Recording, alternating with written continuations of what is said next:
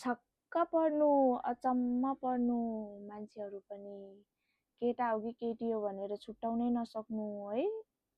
आमा, मैले काम गर्ने ठाउँमा त है, ओहो, केटा होइन, महिला पुरुष होइन, पुरुष नि काम गर्छन्।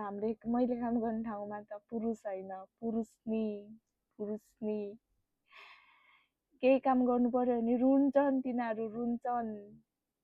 सबै सोच्छन् हामीले नै गर्न सक्छौँ भनेर। आज के भयो भन्दा आई गट अ पिरियड, अनि त्यसले भन्छ 1 भाँडो टमाटो लिएर आइज भनेर।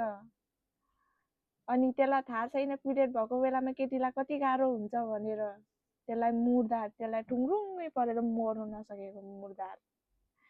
त्यो मुर्दार त नि मरिहाले हुन्थ्यो। मलाई त कस्तो रिस उठेको भने नि, कस्तो रिस उठेको। लिएर आइज रे, म त सक्दिनँ, जा त गरेर लिएर आइज भनेर भनेको त कसरी, हाउ रे। मलाई त सोध्या हेर न, क्वेसन सोध्या हेर न, क्वेसन के सोध्या भाइ, के सोध्या। मैले त जा भनेर भनिदिएको, जा त आफै लिएर आइज, जा, म त सक्दिनँ, म त पिरियड्स भएको छु, म त सक्दिनँ भनेर भनेको। गएर अनि आफै नि ट्याक्क त्यो के भन्छ अरे टोइलेट बस्या जस्तो गरेर उचालेर गानै खुस्केला जस्तो गरेर। त्यस्ता नि केटा हुन्छन्, त्यो पुरुष होइन के, त्यो पुरुषनी हो, पुरुषनी। तपाईँहरूकोतिर हुन्छ कि हुन्न त्यस्तो पुरुषनीहरू?